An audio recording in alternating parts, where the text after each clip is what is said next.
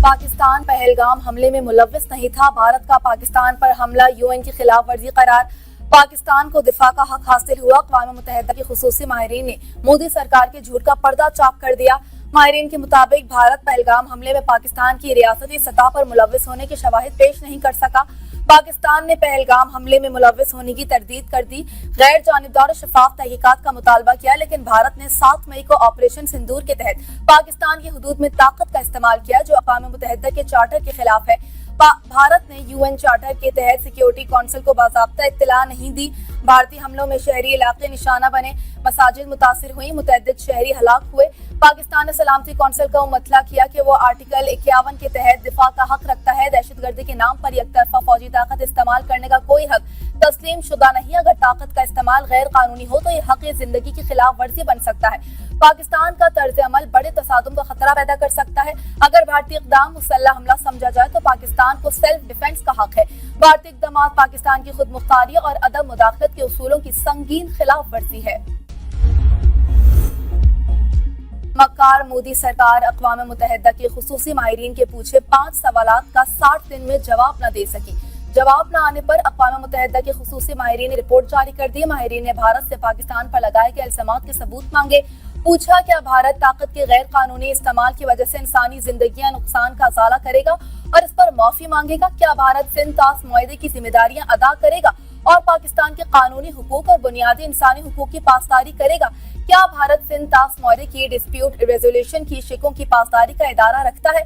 ये भी बताया जाए, जम्मू कश्मीर के तनाज़े का पुरअमन हल और कश्मीरियों के हुकूक खुद इरादियत देने के लिए भारत क्या इक़दाम उठाने का इरादा रखता है?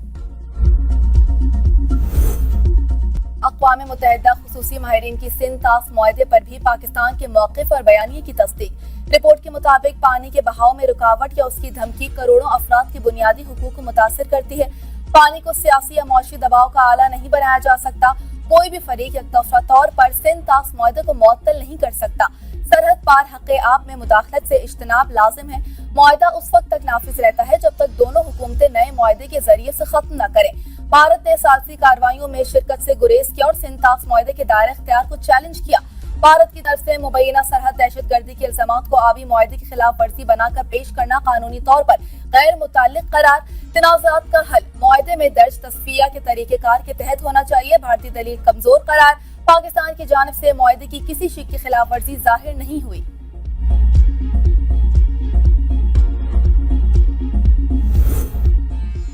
सदर जरदारी का अक़वाम मुत्तहिदा इंसानी हुकूक माहिरीन की भारत से मुतालिक रिपोर्ट का खैर मकदम कहा।